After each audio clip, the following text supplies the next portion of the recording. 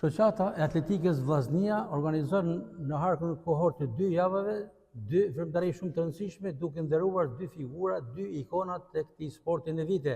Java e kaluar ishte Kupa e ikonave Fetit Dizdari, ndërkohë që sot sapo është mbyllur dhe Kupa Vildan Tufi, me kryetarin e Vllaznisë, por një herë edhe kryetarin e Shoqatës Atletikës Vllaznia Albert Marshi. Profesor, urime, sot ishte një kohë jo e mirë, një kohë edhe me shi, por nuk e prishi aktivitetin.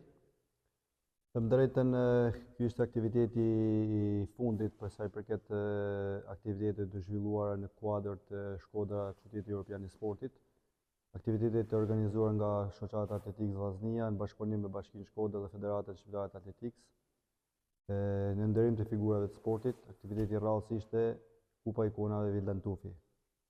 Një aktivitet që përfshiri gjithë grup moshat, duke filluar me U13, U16 dhe U20. Pavarësisht kohës jo të mirë për aktivitetin, nuk e prishi entuziazmin e sportistëve të rinj për të konkuruar dhe për të dhënë më të mirën e tyre. Aktivitetet të tilla duhet vazhdojnë edhe në vitin e ardhshëm, duke nderuar figura të sportit që kanë dhënë kaq shumë për atletikën shkodrane dhe atë shqiptare. Duke qëndruar tek garat, kush spikati më tepër në konkurim? Atëherë, sportistët që spikaten më shumë janë sportistët e U16, siç është Andrea Renshati në kërcimit të gjatit, po ashtu në U20 Mario Tepi dhe Eliseo Spathari, përkatësisht në garat e kërcimit të gjatit dhe garat e tërhapshit. Plus kësaj edhe sportistë nga ekipi Partizanit, Fikelia Gjata, e cili është edhe kampione e kësaj disipline për moshën U20. Do thosha që aktivitetet e tilla, siç e theksova më parë, i duhen Shkodrës qytetit për të promovuar sportin dhe vlerat që përcjell ai. E veçanta e kësaj gare, mund të themi, e këtij aktiviteti ishte sepse në garë ishte edhe mbesa e profesor Tufit, të ndjerit Tufi, pikërisht Elois Heta, e cila e ka nisur, ta përfundoj profesor, më fal, e cila e ka nisur karrierën sportive me profesor Tufin dhe po e vazhdon me grupin tuaj të trajnerëve. Është vërtet, Elois Heta është mbesa e profesor Vilit, e cila bëri një paraqitje shumë mirë për vajza në grup moshën U16, duke u shparë edhe kampione e kësaj disipline, kërcimit të gjatit, kështu që stërvitet me impenjim dhe me përkushtim edhe nga trajneri i saj, Jetmir Jahaj.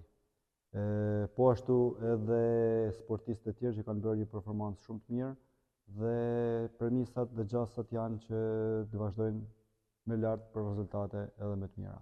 Meteorologji vëmendjen edhe Rotani, duket vajza e kolegut tuaj Bruno Rotani u shpall fituese dhe u ngjit në podium.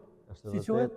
Luna Rotani në kategorinë e moshës U13, e cila u shpall edhe kampione e kësaj grup moshe në garën e kërcimit së gjatit. Duhet të vlerësuar për punën dhe për kushtimin që bëjnë së bashkut me trajnerin Bruno Rotani. Ndërkohë, tradita e nderimit të figurave vazhdoi edhe këtë radhë, tek Kupa Fetit Dizdari nderuat një grup tjetër veteranësh, ndërkohë që sot ishin 2 veteranë të nderuar, siç ishte Angel Çeka dhe Besnik Dashi Taipi.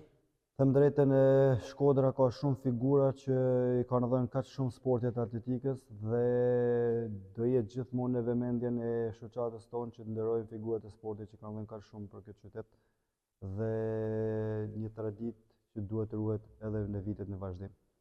Do të vazhdojmë që të nderojmë figurat e sportit për atë kontribut që kanë dhënë ndër vite. Garat e ardhshme deri në fund të vitit për atletikën shkodane dhe atë shqiptare? Garat e ardhshme do të jenë një aktivitet përsëri për fëmijë, që i cila është në programin e Federatës Shqiptare të Atletikës, i cila është Kids Athletic, që do të zhvillohet në muajin e vazhdim deri në përfundim të këtij viti. Pastaj në vitin tjetër do fillojmë me kampionatin dimëror, siç është në periudhën e janar shkurt, që është edhe kualifikuese për sallat e mbyllura për kampionatin ballkanik. Profesor Marshi, përgëzime për këtë veprimtari interesante që zhvilluat kryesisht në nderim të figurave Fetit Dizdari dhe Vildan Tufi dhe suksese në vazhdimsi. Faleminderit ju për përcjelljen e çdo informacioni për qytetarët shkodran.